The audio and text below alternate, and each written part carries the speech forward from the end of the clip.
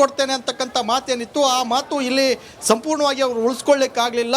ಜನಾರ್ದನ ರೆಡ್ಡಿ ಅವರ ಹಳೆಯ ಚಾರ್ಮನ್ ಇತ್ತು, ಸರ್ಕಾರ ರಚನೆ ಮಾಡಿದಂಥ ಚಾರ್ಮನ್ ಇದೆ, ಆ ಚಾರ್ಮ್ ಈಗ ಇಲ್ಲ ಅಂತೇಳಿ ಸಂಡೂರಿನ ಬೈ ಎಲೆಕ್ಷನ್ ಮೂಲಕ ಗೊತ್ತಾಗಿರ್ತಕ್ಕಂಥದ್ದು. ನಿಜಕ್ಕೂ ಕೂಡ ಸಂಡೂರಿನ ಮತದಾರ BJPಗೆ ಮಣೆ ಹಾಕದೇ ಇರತಕ್ಕಂಥದ್ದು ಮತ್ತು ಜನಾರ್ದನ ರೆಡ್ಡಿ ಅವರ ಯಾವುದೇ ಫಲಗಳು ಏನು ಪ್ರಯತ್ನಗಳು ಇಲ್ಲಿ ಫಲ ಕೊಡದೇ ಇರತಕ್ಕಂಥದ್ದು ಇಲ್ಲಿ ಮೇಲ್ನೋಟಕ್ಕೆ ಕಂಡು ಬರ್ತದೆ. ಏನು ಕಾಂಗ್ರೆಸ್ನ ಭದ್ರಕೋಟೆ ಏನಿತ್ತು, ಆ ಕಾಂಗ್ರೆಸ್ನ ಭದ್ರಕೋಟೆಯನ್ನು ಉಳಿಸಿಕೊಳ್ಳುವಲ್ಲಿ ತುಕಾರಾಂ ಮತ್ತು ಸಂತೋಷ್ ಲಾಡ್ ಅವರು ಯಶಸ್ವಿಯಾಗಿದ್ದಾರೆ ಅಂತಾನೆ ಹೇಳ್ಬೋದು. ಶ್ರುತಿ, ಓಕೆ ಸುರೇಶ್, ವಾಪಸ್ ಬರ್ತೀವಿ, ಮತ್ತಷ್ಟು ಮಾಹಿತಿನ ಪಡ್ಕೊಳ್ತೀವಿ. ಗ್ರೌಂಡಲ್ಲಿ ಏನೆಲ್ಲ ಬೆಳವಣಿಗೆಗಳಾಗ್ತಾ ಇದೆ ಅನ್ನೋದನ್ನು ಗಮನಿಸ್ತಾ ಇದ್ದೀವಿ. ಸಂಡೂರು, ಶಿಗ್ಗಾವಿ ಮತ್ತು ಚನ್ನಪಟ್ಟಣ 3 ಕ್ಷೇತ್ರಗಳನ್ನು ಕಾಂಗ್ರೆಸ್ ತನ್ನ ತೆಕ್ಕೆಗೆ ಪಡೆದುಕೊಳ್ಳುವಲ್ಲಿ ಯಶಸ್ವಿ ಆಗಿದೆ. ಕಾರ್ಯಕರ್ತರ ಸಂಭ್ರಮಾಚರಣೆ ಕೂಡ ಗಮನಿಸ್ತಾ ಇದ್ವಿ. DK ಶಿವಕುಮಾರ್ ಅವರನ್ನ ಹಾಡಿ ಹೊಗಳಿದ್ದಾರೆ ಚಲುವರಾಯ ಸ್ವಾಮಿ. DK ಶಿವಕುಮಾರ್ ಭವಿಷ್ಯದ ರಾಜಕಾರಣಿ ಅಂತ ಸಚಿವ ಚಲುವರಾಯ ಸ್ವಾಮಿ ಅವರು ಹಾಡಿ ಹೊಗಳಿದ್ದಾರೆ. ಬೆಂಗಳೂರು ಗ್ರಾಮಾಂತರ ಬೆಳವಣಿಗೆಗೆ ಅವರ ಶ್ರಮ ಸಾಕಷ್ಟಿದೆ. ಯೋಗೇಶ್ವರ್ ಅವರನ್ನ ಗೆಲ್ಲಿಸಿಕೊಂಡು ಬಂದಿದ್ದಾರೆ ಅಂತ ಸಚಿವ ಚಲುವರಾಯ ಸ್ವಾಮಿ ಅವರು DCM DK ಶಿವಕುಮಾರ್ ಅವರನ್ನ ಹಾಡಿ ಹೊಗಳಿದ್ದಾರೆ. ಆರಂಭದಲ್ಲೇ ನಾವು ಹೇಳ್ತಾ ಇದ್ವಿ, ಸಹಜವಾಗಿ ಇವರ ಬೆಂಬಲಿಗರು, ಆಪ್ತರು ಈಗ CM ಕನಸು ಕಾಣ್ತಾ ಇದ್ರಲ್ಲ DK ಶಿವಕುಮಾರ್ ಅವರು, ಅವರ ಒಂದು ಹಾದಿ ಮಾತ್ರ ಕ್ಲಿಯರ್ ಆಗಿದೆ ಅನ್ನೋದು ಬಹಳ ಸ್ಪಷ್ಟ. ದೇವೇಗೌಡರನ್ನ ಒಪ್ಪದೇ ಬೇರೆ, ಮತ ಹಾಕದೆ. ದೇವೇಗೌಡರು ಹಿರಿಯವರು ಅಂತ ಗೌರವ ಕೊಡ್ತೀವಿ.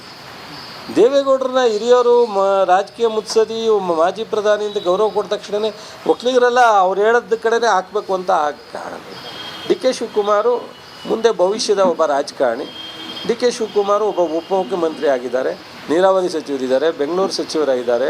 ಸೊ ಹಲವಾರು ಅಭಿವೃದ್ಧಿಗೆ ಬೆಂಗಳೂರು ಗ್ರಾಮಾಂತರಕ್ಕೆ ಅದನ್ನು ದಕ್ಷಿಣ ಜಿಲ್ಲೆಯಾಗಿ ಮಾಡಬೇಕು ಅಂತ ನಿಂತಿದ್ದಾರೆ.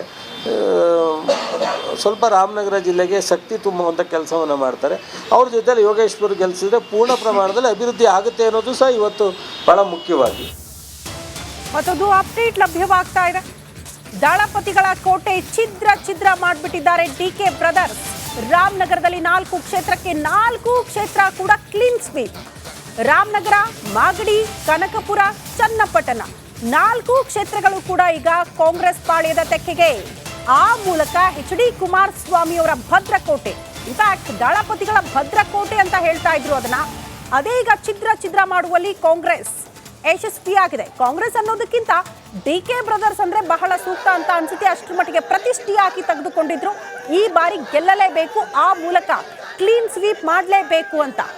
ಅದೇ ರೀತಿ ಈಗ ಕಾಂಗ್ರೆಸ್ ಜಯಭೇರಿ ಬಾರಿಸಿರೋದನ್ನ ಗಮನಿಸ್ತಾ ಇದ್ವಿ. ಅಲ್ಲಿಗೆ JDS ಭದ್ರಕೋಟೆ ಈಗ ಕಾಂಗ್ರೆಸ್ ತೆಕ್ಕೆಗೆ ಜಾರಿರೋದನ್ನ ನಾವು ಗಮನಿಸ್ತಾ ಇದ್ವಿ. ಬಹಳ ಪ್ರತಿಷ್ಠೆ ಆಗಿದ್ದು ಅಂತ ಅಂದ್ರೆ DK ಸುರೇಶ್ ಅವರು ಸೋತ ಮೇಲೆ, ಸುರೇಶ್ ಅವರು ಸೋತ್ರಲ್ಲ, ಆಗ DK ಶಿವಕುಮಾರ್ ಅವರು ಬಹಳ ಪ್ರತಿಷ್ಠೆಯಾಗಿ ತೆಗೆದುಕೊಂಡ್ಬಿಟ್ರು. ಚನ್ನಪಟ್ಟಣ HD ಕುಮಾರಸ್ವಾಮಿ ಅವರಿಂದ ತೆರವಾಗ್ತಾ ಇದ್ದಂತೆ ನಾನೇ ಅಭ್ಯರ್ಥಿ ಅಂತೆಲ್ಲ ಮೊದಲು ಅವರು ಹೇಳಿದ್ದನ್ನ ಗಮನಿಸಿದ್ವಿ. ಈಗ ನಾವು ದೃಶ್ಯ ಗಮನಿಸ್ತಾ ಇದ್ವಿ. ಸಂಡೂರಿನ ಕಾಂಗ್ರೆಸ್ ಅಭ್ಯರ್ಥಿ ಅನ್ನಪೂರ್ಣ ತುಕಾರಾಂ ಅವರು ಗೆದ್ದ ಖುಷಿಯಲ್ಲಿ ಪತಿ ಸಂಸದರು, ಪತ್ನಿ ಶಾಸಕರು ಆಯ್ಕೆ ಆಗಿದ್ದಾರೆ. ಈಗ ಸಹಜವಾಗಿ ಜನರಲ್ಲಿ ಅತಿ ದೊಡ್ಡ ನಿರೀಕ್ಷೆಗಳಿರುತ್ತೆ. ಒಬ್ರು ಸಂಸದರು, ಒಬ್ರು ಶಾಸಕರು ಅಂದ್ರೆ ಅತಿ ಹೆಚ್ಚಿನ ಅನುದಾನ ತಂದು ಕ್ಷೇತ್ರದ ಅಭಿವೃದ್ಧಿ ತ್ವರಿತಗತಿಯಲ್ಲಿ ಆಗಬಹುದು, ಹೆಚ್ಚಿನ ಅಭಿವೃದ್ಧಿ ಆಗಬಹುದು ಅಂತ, ಆ ನಿಟ್ಟಿನಲ್ಲೇ ಕೆಲಸಗಳಾದ್ರೆ ಸಾಕು ಅಂತ ಅನ್ಸುತ್ತೆ. ತುಕಾರಾಂ ಮತ್ತು ಅವರ ಪತ್ನಿ ಅನ್ನಪೂರ್ಣ ತುಕಾರಾಂ ಅವರು ಸತತ 4 ಬಾರಿ ಜಯಭೇರಿ ಬಾರಿಸಿದಂತಹ ತುಕಾರಾಂ ಅವರು ಅವರ ಸಂಸದರಾಗಿ ಅಂದ್ರೆ ಲೋಕಸಭೆ ಚುನಾವಣೆಯಲ್ಲಿ ಅವರು ಕಂಟೆಸ್ಟ್ ಮಾಡಿರೋದ್ರಿಂದ ಸಂಡೂರು ಕ್ಷೇತ್ರ ತೆರವಾಗಿತ್ತು. ನಂತರ ಅವ್ರಿಗೆ ಆರಂಭದಲ್ಲೇ ಹೇಳ್ಬಿಟ್ಟಿದ್ರು ನಿಮ್ಮ ಫ್ಯಾಮಿಲಿ ಅವರಿಗೆ ಟಿಕೆಟ್ ಕೊಡ್ತೀವಿ ಅಂತ, ಹಾಗಾಗಿ ಬೇರೆ ಆಪ್ಷನ್ ಇರಲಿಲ್ಲ. ಮಗಳಿಗೆ ಅಂತ ಹೇಳಲಾಗ್ತಾ ಇತ್ತು, ಮಗಳು ಬೇಡ, ವಯಸ್ಸಲ್ಲಿ ಚಿಕ್ಕವರು ಅನ್ನುವಂತ ಅಸಮಾಧಾನಗಳಿತ್ತು. ಆ ನಂತರ ಪತ್ನಿಗೆ ಅನ್ನಪೂರ್ಣ ತುಕಾರಾಂ ಅವರಿಗೆ ಟಿಕೆಟ್ ನೀಡಲಾಗಿತ್ತು ಕಾಂಗ್ರೆಸ್ ಪಾಳ್ಯದಿಂದ. ಈಗ ಅನ್ನಪೂರ್ಣ ತುಕಾರಾಂ ಅವರು ಗೆದ್ದು ಬೀಗಿದ್ದಾರೆ. ಆ ಸಂಭ್ರಮ ಕಾರ್ಯಕರ್ತರಲ್ಲಿ ನೋಡೋದಕ್ಕೆ ಸಿಗ್ತಾ ಇದೆ. ಬಹಳ ಪ್ರಮುಖ ಆಗಿದ್ದು ಅಂದ್ರೆ ಅಲ್ಲಿ ಅನ್ನಪೂರ್ಣ ತುಕಾರಾಂ ವರ್ಸಸ್ ಬಂಗಾರು ಹನುಮಂತು ಅನ್ನೋದಕ್ಕಿಂತಲೂ ಸಂತೋಷ್ ಲಾಡ್ ವರ್ಸಸ್ ಜನಾರ್ದನ ರೆಡ್ಡಿ ಅನ್ನೋ ರೀತಿಯಲ್ಲಿ ಬಿಂಬಿಸಲಾಗಿತ್ತು ಸಂಡೂರು ವಿಧಾನಸಭೆಯ ಈ ಉಪಚುನಾವಣೆಯನ್ನ. ಅದರಲ್ಲೇ ಈಗ ಅನ್ನಪೂರ್ಣ ತುಕಾರಾಂ ಅವರು ಗೆದ್ದು ಬೀಗಿದ್ದಾರೆ. ಯಾಕೆ ಬಹಳ ಪ್ರತಿಷ್ಠೆ ಅಥವಾ ಹೈ ವೋಲ್ಟೇಜ್ ಕಣ ಆಗಿತ್ತು ಸಂಡೂರು ಕೂಡ ಅಂತ ಅಂದ್ರೆ ಜನಾರ್ದನ ರೆಡ್ಡಿ ಅವರ ವಾಪಸ್ ಆಗಿರೋದ್ರಿಂದ, ಜನಾರ್ದನ ರೆಡ್ಡಿ ಅವರು ಬಹಳ ವರ್ಷಗಳಿಂದ ಕಂಬ್ಯಾಕ್ ಮಾಡಿರೋದ್ರಿಂದ ಬಳ್ಳಾರಿಗೆ ಒಂದು ನಿರೀಕ್ಷೆ ಇತ್ತು. ಕಾರಣ ಈ ಹಿಂದೆ ಜನಾರ್ದನ ರೆಡ್ಡಿ ಮತ್ತು ಶ್ರೀರಾಮುಲು ಅವರ ಆ ಜುಗಲ್ಬಂದಿ ಎಷ್ಟರ ಮಟ್ಟಿಗೆ ವರ್ಕೌಟ್ ಆಗಿತ್ತು ಕಮಲ ಅರಳಿಸುವಳ್ಳಿ ಬಳ್ಳಾರಿ ಭಾಗದಲ್ಲಿ ಅಂತ. ಹಾಗಾಗಿ ಆ ವರ್ಚಸ್ಸು, ಆ ಚಾರ್ಮು ಹಾಗೆ ಉಳ್ಕೊಂಡಿದ್ರೆ ಇವತ್ತು ಅಲ್ಲಿ ಬಂಗಾರು ಹನುಮಂತ ಅವರನ್ನ ಗೆಲ್ಲಿಸ್ಕೊಂಡು ಬರುವಲ್ಲಿ ಜನಾರ್ದನ ರೆಡ್ಡಿ ಅವರು ಯಶಸ್ವಿ ಆಗಬೇಕಾಗಿತ್ತು. ಆದರೆ ಜನ ಒಪ್ಕೊಳ್ಳಿಲ್ಲ, ಅವರ ಚಾರ್ಮ್ ಹಾಗೆ ಉಳ್ಕೊಂಡಿಲ್ಲ ಅನ್ನೋದು ಬಹಳ ಸ್ಪಷ್ಟ ಆಯಿತು. ಮತ್ತೊಮ್ಮೆ ಕಾಂಗ್ರೆಸ್ನ ಭದ್ರ ಕೋಟೆ ಅಂತಾನೆ ಹೇಳ್ತಾರೆ ಸಂಡೂರನ್ನ. ಕಾರಣ ಸತತವಾಗಿ ಕಾಂಗ್ರೆಸ್ ಗೆದ್ಕೊಂಡು ಬಂದಿರೋದ್ರಿಂದ ಈಗ ಮತ್ತೊಮ್ಮೆ ಕಾಂಗ್ರೆಸ್ ತೆಕ್ಕೆಗೆ ಸಂಡೂರು ಕ್ಷೇತ್ರ. ದೃಶ್ಯ ನೋಡ್ತಾ ಇದ್ದೀರಿ, ಸಂಭ್ರಮ ಕಾಣಿಸ್ತಾ ಇರೋದು. ಅನೇಕರು ಬಂದು ತುಕಾರಾಂ ಅವ್ರಿಗೂ ಅವ್ರ ಪತ್ನಿಯವ್ರಿಗೂ ಶುಭಾಶಯಗಳನ್ನ ತಿಳಿಸ್ತಾ ಇರುವಂತಹ ದೃಶ್ಯ, ಕಾರ್ಯಕರ್ತರಲ್ಲಿ ಸಂಭ್ರಮ ಇಮ್ಮಡಿಯಾಗಿರುವಂತಹ ದೃಶ್ಯ. ಕಾರಣ ವಾಲ್ಮೀಕಿ ಹಗರಣ ಸಹಜವಾಗಿ ಆರಂಭದಲ್ಲಿ ಆತಂಕವನ್ನ ತಂದಿಟ್ಟಿತ್ತು ಕಾಂಗ್ರೆಸ್ ಪಾಳೆಯಕ್ಕೆ. ಹೌದಾ, ಹಿನ್ನಡೆ ಆಗಬಹುದು ಆ ಭಾಗದಲ್ಲಿ ಅಂತ, ಬಟ್ ಆ ರೀತಿ ಕಾಣಿಸ್ಲಿಲ್ಲ. ನಾವು ಸಂಡೂರು ಬೈ ಎಲೆಕ್ಷನ್ ನಲ್ಲಿ ಸೋತಿಲ್ಲ, ಸಂತೋಷ್ ಲಾಡ್ ವಿರುದ್ಧ ಚುನಾವಣೆ ಮಾಡಿದ್ವಿ. 83,000ಕ್ಕೂ ಅಧಿಕ ಮತಗಳನ್ನ ನಾವು ಪಡೆದುಕೊಂಡಿದ್ದೇವೆ. ಇದು ಸೋಲಲ್ಲ ಅಂತ ಬಂಗಾರು ಹನುಮಂತ ಅವರು ಹೇಳ್ತಿದ್ದಾರೆ. ಕಾರಣ ಅತಿ ಹೆಚ್ಚು ಓಟನ್ನ ಕೂಡ ಪಡೆದುಕೊಂಡಿರುವಂತಹ ಸಮಾಧಾನ ಇದೆ. ಹತ್ತತ್ರ ಬಂದು ನಾವು ಸೋತಿದ್ದೀವಿ, ಆದರೆ ಇದನ್ನು ಸೋಲು ಅಂತ ಪರಿಗಣಿಸಲ್ಲ. ಬಿಜೆಪಿ ಪಾಳೆಯಕ್ಕೂ ಕೂಡ ಕೆಲ ಮತದಾರರು ಜೈ ಎಂದಿದ್ದಾರೆ. ಹಾಗಾಗಿ ಒಂದು ಹಂತದಲ್ಲಿ ಅದು ಸೋಲಲ್ಲ, ಬಿಜೆಪಿಗೆ ಒಂದು ರೀತಿಯ ಶಕ್ತಿ ಕೊಟ್ಟಿದ್ದಾರೆ ಆ ಭಾಗದ ಮತದಾರರು ಅಂತ. ಬರೀ ಬಂಗಾರು ಹನುಮಂತ ಅವರ ಮಾತಲ್ಲ, ಈ ರಿಸಲ್ಟ್ ಬರ್ತಾ ಇದ್ದಂತೆ ಬಿಜೆಪಿಯ ರಾಜ್ಯಾಧ್ಯಕ್ಷ BY ವಿಜಯೇಂದ್ರ ಅವರು ಕೂಡ ಅದೇ ಮಾತನ್ನ ಹೇಳ್ತಾ ಇದ್ರು. ಬಟ್ ಅವರೆಲ್ಲರಿಗೂ ಶಾಕಿಂಗ್ ಆಗಿರೋದು ಶಿಗ್ಗಾವಿ. ಸಂಡೂರಲ್ಲಿ ಇಷ್ಟರ ಮಟ್ಟಿಗೆ ಓಡಿಸಿದೆ ಅಂತ ನಮಗೆ ಗೊತ್ತಿರಲಿಲ್ಲ, ಬಟ್ ಒಂದು ಹಂತಕ್ಕೆ ಬಿಜೆಪಿ ನಿರೀಕ್ಷೆ ಮಾಡಿರಲಿಲ್ಲ, ಅಷ್ಟರ ಮಟ್ಟಿಗೆ ಓಟು ಮತದಾರರು ಕೊಟ್ಟಿದ್ದಾರೆ. ಹಾಗಾಗಿ ಅದು ನಮಗೆ ಸಮಾಧಾನ ತಂದಿದೆ ಅನ್ನುವಂತಹ ವಿಚಾರವನ್ನ ಪ್ರಸ್ತಾಪ ಮಾಡ್ತಾ ಇದ್ರು. ಸಾಕಷ್ಟು ಜಿದ್ದಾಜಿದ್ದಿನ ಕಣವಾಗಿದ್ದಂತಹ ಸಂಡೂರು ಉಪಚುನಾವಣೆಗೆ ಈಗಾಗಲೇ ರಿಸಲ್ಟ್ ಮುಗಿದಿರ್ತಕ್ಕಂಥದ್ದು. ಏನೋ ಕಾಂಗ್ರೆಸ್ನ ಅಭ್ಯರ್ಥಿ ಗೆದ್ದಿದ್ದಾರೆ, ಏನೋ ಪರಾಭವಗೊಂಡಿರ್ತಕ್ಕಂತಹ ಅಭ್ಯರ್ಥಿ ಬಂಗಾರು ಹನುಮಂತವ್ರು ನಮ್ಮ ಜೊತೆಗಿದ್ದಾರೆ. ಸುಮಾರು 83,000ಕ್ಕೂ ಅಧಿಕ ಮತಗಳನ್ನು ತೊಗೊಂಡಿದ್ದಾರೆ. ಏನು ಹೇಳ್ತಾರೆ ಈ ವಿಚಾರವಾಗಿ ಅಂತ ಸರ್? ಇದು BJPಯ ಇತಿಹಾಸ, ಇಷ್ಟಕ್ಕೊಂದು ಓಟುಗಳು ಬಂದಿರತಕ್ಕಂಥದ್ದು, ಮತ್ತು ಸೋಲಿನ ವಿಚಾರವಾಗಿ ಏನು ಹೇಳ್ತೀರಿ ಸರ್? ಸಂಡೂರು ವಿಧಾನಸಭಾ ಕ್ಷೇತ್ರದ ಎಲ್ಲ ನನ್ನ ಭಾರತೀಯ ಜನತಾ ಪಕ್ಷ ಮುಖಂಡರು ಮತ್ತು ಕಾರ್ಯಕರ್ತರಿಗೆ ಧನ್ಯವಾದ ಹೇಳೋಕ್ಕೆ ಇಷ್ಟಪಡ್ತಾ ಇದ್ದೀನಿ. ಯಾಕಂದರೆ ಅವರು ಹಗಲು ರಾತ್ರಿ ಶ್ರಮಪಟ್ಟು ಈ ಒಂದು ಕೆಲಸವನ್ನು ಮಾಡಿ ಸುಮಾರು 83,000ಕ್ಕೂ ಅಧಿಕ ಮತಗಳನ್ನು ಪಡೆದುಕೊಳ್ಳಿ ಅವರೇ ಅವಕಾಶ ಮಾಡಿಕೊಟ್ಟಿರ್ತಕ್ಕಂಥದ್ದು. ಇವತ್ತು ನಾವು ಆ್ಯಕ್ಚುಲಿ ಸೋಲು ಅಂತ ಭಾವಿಸ್ಕೊಳ್ಳಲ್ಲ. ಯಾಕಂದರೆ ಸಂತೋಷ್ ಲಾಡ್ ಮತ್ತು ತುಕಾರಾಂ ಅವರ ವಿರುದ್ಧ ನಾವು ಚುನಾವಣೆ ಮಾಡಿಲ್ಲ, ಸ್ವತಃ ರಾಜ್ಯದ ಮುಖ್ಯಮಂತ್ರಿ ವಿರುದ್ಧ ನಾವು ಚುನಾವಣೆ ಮಾಡಿರೋದು.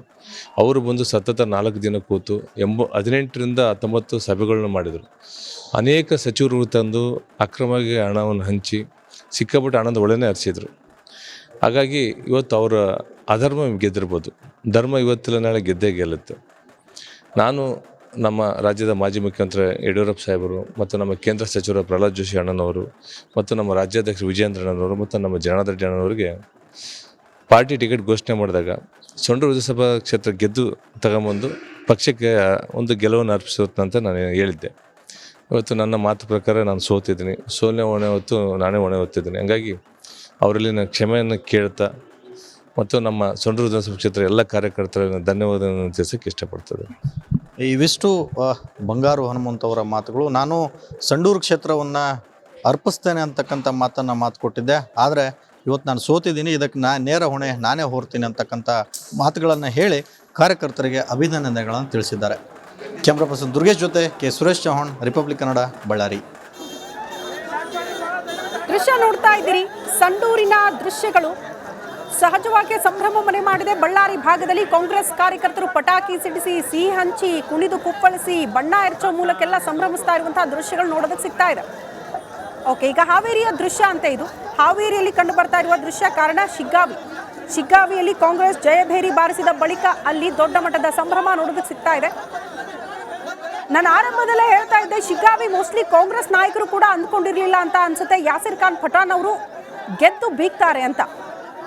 ಒಂದು ಕಡೆ ಬಿಜೆಪಿಯ ಓವರ್ ಕಾನ್ಫಿಡೆನ್ಸ್, ಮತ್ತೊಂದು ಕಡೆ ಕಾಂಗ್ರೆಸ್ ಪಾಳ್ಯದಲ್ಲಿ ನಿರೀಕ್ಷೆ ಇಲ್ಲದೆ ಒಲಿದು ಬಂದಿರುವಂತಹ ಶಿಗ್ಗಾವಿ ಕ್ಷೇತ್ರ ಇದು. ಸಹಜವಾಗಿ ಕಾರ್ಯಕರ್ತರಲ್ಲಿ ಸಂಭ್ರಮ, ಕುಣಿದು ಕುಪ್ಪಳಿಸ್ತಿದ್ದಾರೆ. ಬಟ್ ಶಿಗ್ಗಾವಿಯಲ್ಲಿ ಒಂದು ಘಟನೆ ಇವತ್ತು ನೋಡೋದಕ್ಕೆ ಸಿಕ್ತು. ಈ ಸ್ಟ್ರಾಂಗ್ ರೂಮ್ ಅಲ್ಲಿ, ಅಂದ್ರೆ ಮತ ಎಣಿಕೆ ಕಾರ್ಯ ನಡೀತಾ ಇತ್ತಲ್ಲ, ಅಲ್ಲಿಂದ ಸ್ಟ್ರಾಂಗ್ ರೂಮ್ ಇಂದ ಆಚೆ ಬರ್ತಾ ಇದ್ದಂತೆ ಕಾರ್ಯಕರ್ತರ ಗಲಾಟೆ ಕೂಡ ಆಗಿತ್ತಂತೆ ಅಲ್ಲಿ. ಸಂಡೂರು ಕ್ಷೇತ್ರಕ್ಕೆ ಸಂಬಂಧಪಟ್ಟಂತೆ ಮತ್ತಷ್ಟು ಮಾಹಿತಿನ ಪಡ್ಕೊಳ್ಳೋಣ. ನಮ್ಮ ಪ್ರತಿನಿಧಿ ನಿಕೇಶ್ ಕೊಠಾರಿ ನೇರ ಸಂಪರ್ಕದಲ್ಲಿ ಜಾಯಿನ್ ಆಗ್ತಿದ್ದಾರೆ. ನಿಕೇಶ್, ಅನ್ನಪೂರ್ಣ ತುಕಾರಾಂ ಅವರನ್ನ ಕೂಡ ಮಾತನಾಡಿಸಿದ್ರಿ. ಅಭಿವೃದ್ಧಿಯ ವಿಚಾರಗಳ ಬಗ್ಗೆ ಅವರು ಪ್ರಸ್ತಾಪ ಮಾಡ್ತಾ ಇದ್ರು. ಮತ್ತೊಮ್ಮೆ ಮತದಾರ ನಮಗೆ ಕೈ ಹಿಡಿದಿದ್ದಾನೆ, ಬಹಳ ಖುಷಿ ಆಗ್ತಾ ಇದೆ ಅನ್ನುವಂಥ ವಿಚಾರ ಪ್ರಸ್ತಾಪ ಮಾಡ್ತಾ ಇದ್ರು. ಬಟ್ ಇಲ್ಲಿ ಪ್ರಶ್ನೆ ಇದ್ದಿದ್ದು ಜನಾರ್ದನ ರೆಡ್ಡಿ ಅವರು.